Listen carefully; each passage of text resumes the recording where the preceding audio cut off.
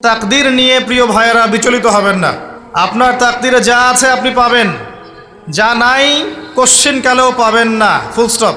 আপনার তাকদীরে যা আছে আপনি পাবেন, না পেয়ে আপনি দুনিয়া থেকে যাবেন না, ফুল স্টপ। আর আপনার তাকদীরে যা নাই সারা দুনিয়ার মানুষ মিলে আপনাকে দিতে পারবেন না। এই চিন্তাটা আগে মাথার মধ্যে সেট করেন। এই দুনিয়ার জীবনে আপনার দুনিয়ার বাড়ি গাড়ি, টাকা পয়সা, রিজিক, ব্যবসা বাণিজ্য, স্ত্রী সন্তান, এগুলোকে নিয়ে এত বিচলিত হওয়ার কিছু নাই।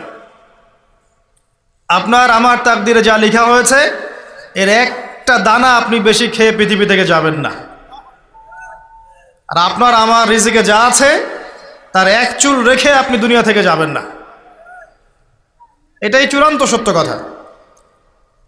আপনি ঘুষ খান আর সুদ খান আর দুর্নীতি করেন আর মানুষের সম্পদ আত্মসাৎই করেন না কেন, যতটুকু লেখা আছে আপনার তাকদীরে এর বেশি আপনি কিচ্ছু পাবেন না।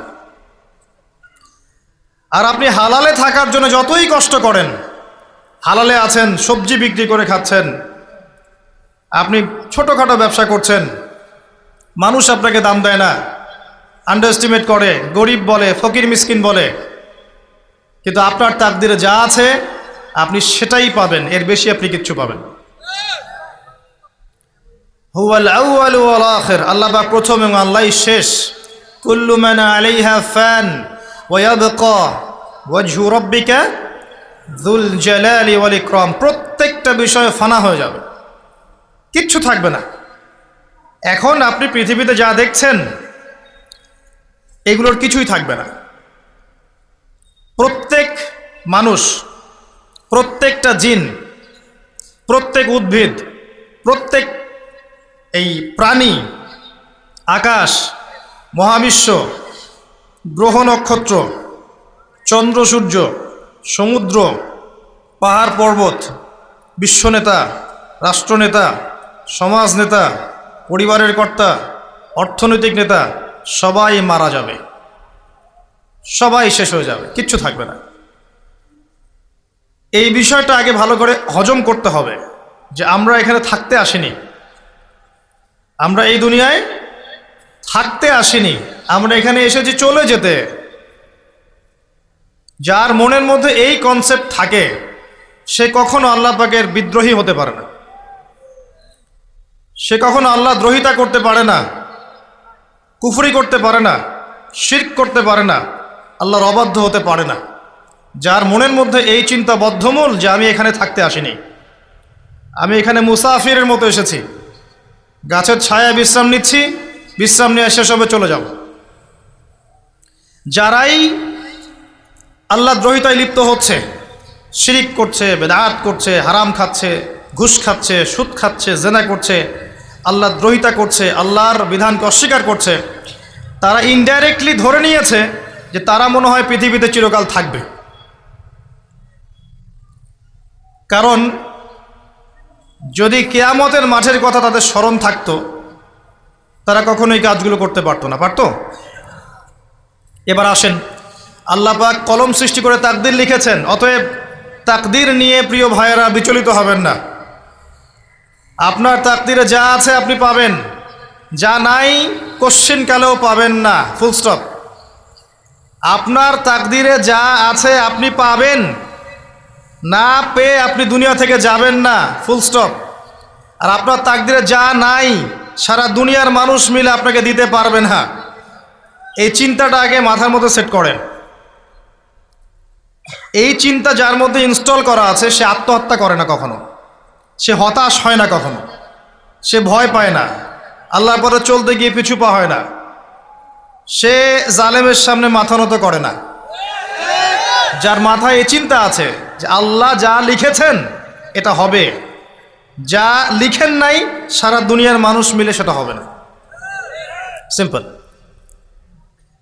এর মধ্যে আল্লাহ পাক পরীক্ষায় ফেলবেন, ওই বিষয়টা ডিফারেন্ট। আমি অবশ্যই তোমাদেরকে পরীক্ষা করব ভয় দিয়ে, ক্ষুধা দিয়ে, সন্তানের কি ইন্তেকাল দিয়ে, ফসলের ক্ষতি দিয়ে, সম্পদের ক্ষতি দিয়ে আমি পরীক্ষা করব। কিন্তু যারা সবর করবে এবং যারা এই কনসেপ্ট রাখবে ইন্না লিল্লাহি ওয়া ইন্না ইলাইহি রাজিউন, এদেরকে আল্লাহ পাক প্রশংসা করেছেন, ইনশাআল্লাহ এরা সফল হবে। আল্লাহ পাক তাকদির লিখে ফেলেছেন, তাকদির নিয়ে টেনশন করবেন না, রিজিক নিয়ে টেনশন করবেন না। এখনকার যুব সমাজের সবচেয়ে বড় টেনশন রিজিক। একটা জব, একটা ভালো জব, একটা ভালো ব্যবসা, সে সিকিউরড লাইফ চাচ্ছে। রিজিক নিয়ে চিন্তা করবেন না, আপনার কাছে যে রিজিক আছে এটা আপনার কাছে আসবেই ইনশাআল্লাহ। হয়তো সময় লাগছে কিন্তু আপনার কাছে আসবে ইনশাআল্লাহ তাআলা। আপনি হালালের উপর থাকবেন, ন্যায়ের উপর থাকবেন, আপনি অন্যায় পথে রিজিক সার্চ করবেন না। আপনার তাকদিরে যে রিজিক আছে আপনার কাছে আসবে ইনশাআল্লাহ। এবার আসেন, আল্লাহ পাক এরপরে সৃষ্টি করেছেন মহাবিশ্ব, এই পুরো মহাবিশ্ব। তাকদির লিখার পরে মহাবিশ্ব কয় দিনে? ফি সিত্তাতি আইয়াম, 6 দিনে। মাত্র 6 দিনে আল্লাহ পাক পুরো মহাবিশ্ব সৃষ্টি করেছেন।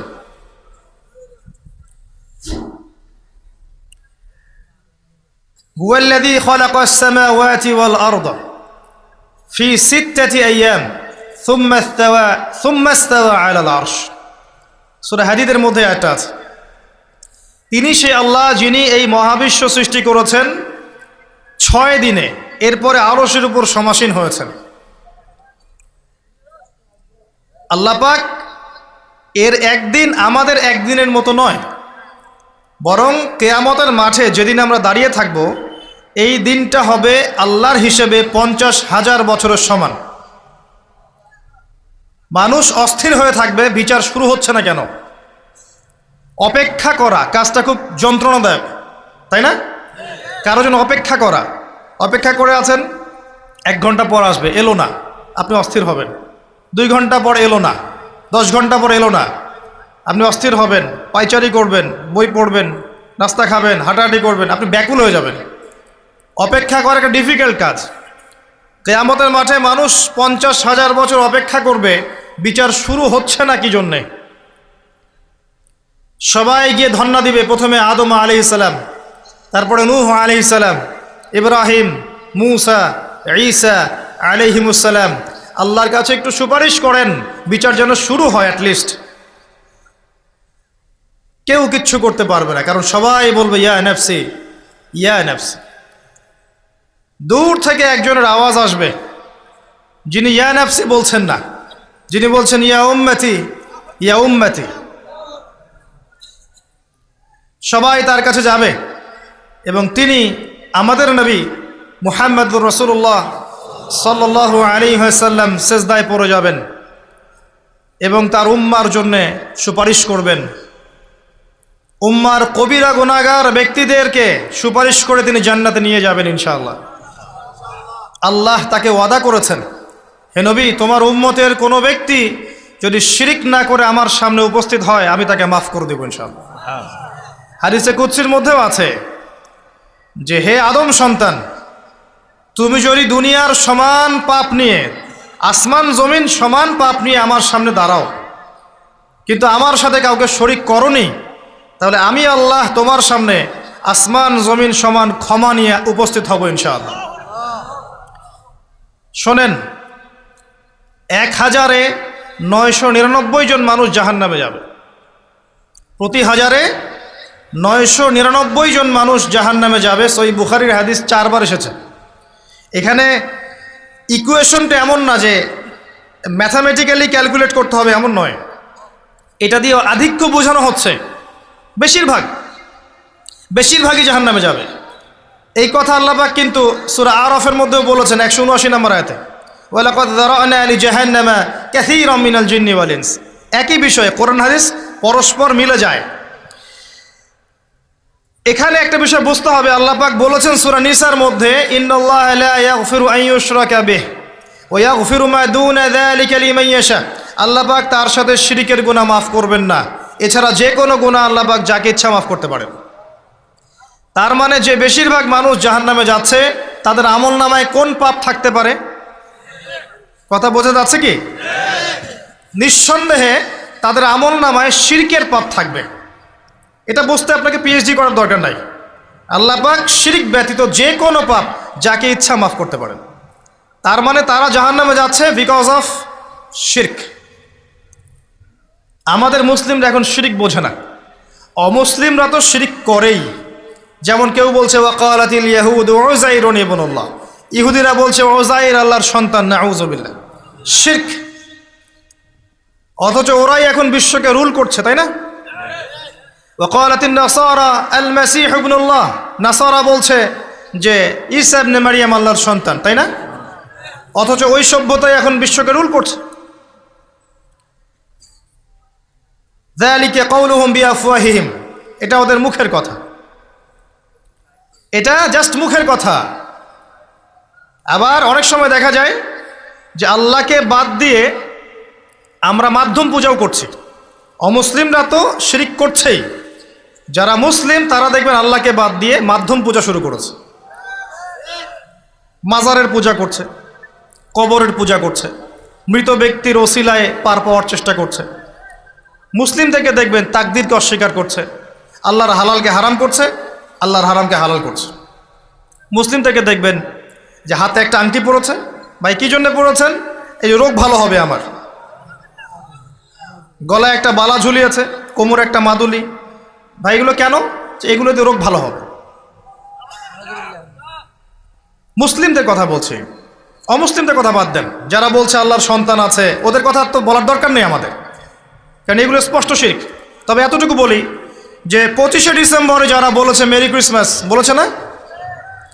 25শে ডিসেম্বর যারা বলেছে মেরি ক্রিসমাস মুসলিমদের মধ্যে, এরা স্বীকার করে নিয়েছে যে ওই দিন আল্লাহ রাব্বুল আলামিন ঈসা আলাইহিস সালামকে জন্ম দিয়েছেন। নাউযুবিল্লাহ, নাউযুবিল্লাহ মিন যালিক। আর এটা এত বড় একটা কথা, এই কথা যদি আসমান জমিন আর পাহাড় শুনে রিয়্যাক্ট করতে পারতো, থরথর করে কেঁপে ভেঙে যেত এরা। সূরা মারিয়ামের শেষের দিকে পড়ে দেখেন, ওয়াকালু ইত্তাখাযার রাহমানু ওয়ালাদা লাকাদ জি'তুম শাইআন ইদ্দা তাকাদু আস-সামাওয়াতু ওয়াল আরদু ইয়াতাফাত্তারনা মিনহু ওয়া তানশাক্কুল আরদু ওয়া তাখিরুল জিবালু হাদ্দা। পড়েন অর্থটা। আসমান জমিন পাহাড় যদি এই কথা শুনে রিয়্যাক্ট করতে পারতো, এরা চৌচির হয়ে যেত। এত বড় একটা কথা বলেছো তোমরা যে ঈসা আলাইহিস সালামকে আল্লাহ পাক জন্ম দিয়েছেন, নাউযুবিল্লাহ। তো এরা তো শিরক করছেই। মুসলিমরাও দেখবেন এই যেগুলো বললাম, আল্লাহকে বাদ দিয়ে অন্যের কাছে দোয়া করছে, আল্লাহকে বাদ দিয়ে অন্যকে সেজদা করছে, আল্লাহকে বাদ দিয়ে অন্যের কাছে নজর মানত করছে, আল্লাহকে বাদ দিয়ে অন্যের জন্য জবাই করছে, আল্লাহর তাকদীরকে অস্বীকার করছে, আল্লাহর হালালকে হারাম করে নিচ্ছে, আল্লাহর হারামকে হালাল করে নিচ্ছে। দেখবেন মুসলিমরা করছে। এবার মুসলিম জেনারেশন, এমন একটা প্রজন্ম বের হয়েছে এখন, ইয়াং জেনারেশনের, তারা বলছে যে এই মহাবিশ্ব বিগ ব্যাং থেকে সৃষ্টি হয়েছে, আল্লাহ বলতে কিছু নাই। আপনি বোঝেন কি কারণে প্রতি হাজারে 999 পিপল জাহান্নামে কেন যাবে? কারণটা কি? শিরক। আর এই শিরকটা হচ্ছে আপনার চিন্তায়, আপনার কথায় এবং আপনার কাজে। চিন্তার মধ্যে শিরক। যেমন একজন ব্যক্তি চিন্তা করে আকীদা যে আল্লাহ ছাড়া অমুকও সন্তান দিতে পারে, এরকম আকীদা নাই মুসলিমদের? আছে। একজন বলছে আল্লাহ কল্যাণের মালিক আর শয়তান হচ্ছে অকল্যাণের মালিক। কথাটা শুনতে খুব ভালো লাগে না? অকল্যাণ হয়তো আল্লাহর পক্ষ থেকে আসে না, আল্লাহ পবিত্র, অকল্যাণ শয়তানের পক্ষ থেকে আসবে। ব্যাপারটা কি এমন? ভালো মন্দ, কল্যাণ অকল্যাণ, দুঃখ কষ্ট সুখ সবকিছু কার পক্ষ থেকে আসে? এমন নয় যে ভালোগুলো আল্লাহ দেন, অকল্যাণগুলো শয়তান দেয়, নাউযুবিল্লাহ। এরকম আকীদা আছে মানুষের। কিছু মানুষ বলছে তাকদীর বলতে কিচ্ছু নাই, মানুষ নিজেই তার কর্মের নিয়ন্ত্রণ, শিরক। কিছু মানুষ বলছে যে ভাগ্যই সব, মানুষের কাজের কোনো স্বাধীনতা নাই। মানে ভাগ্যই সব, আমার কাজের কোনো স্বাধীনতা নাই, আমি কলের পুতুল। চুরি করেছো কেন? আল্লাহ তাকদীরে লিখেছে তাই। সুদ খাও কেন? ঘুষ খাও কেন? রিলিফের মাল মেরে খাও কেন? আল্লাহ তাকদীরে লিখেছে তাই। এরকমও কিছু মানুষ আছে। প্রত্যেক পদে পদে আপনি শিরক পাবেন। আপনি আল্লাহকে ছাড়া সেজদা দেখতে পারবেন, আল্লাহকে ছাড়া মানুষ নজর করছে, মানত করছে, কসম করছে, কোরবানি করছে, সেজদা করছে, দোয়া করছে এবং ওসিলা পূজা করছে যে আল্লাহ বাদ দিয়ে অমুকে আমাকে পরকালে পার করিয়ে দিবে। নাউযুবিল্লাহ বলছেন ঠিকই, কিন্তু আমাদের দেশের বহু মানুষের আকীদা এমন। যে আমাকে পরকালে পার করায় দেওয়ার লোক আছে, সমস্যা নাই। শোনেন, পরকালের প্রতিটা সুপারিশ আল্লাহর ইখতিয়ারে। একজন শহীদ, আল্লাহর পথের শহীদ, তিনি কিন্তু সুপারিশ করবেন, কিন্তু তিনি নিজের ক্ষমতায় করবেন না আল্লাহর ক্ষমতায় করবেন?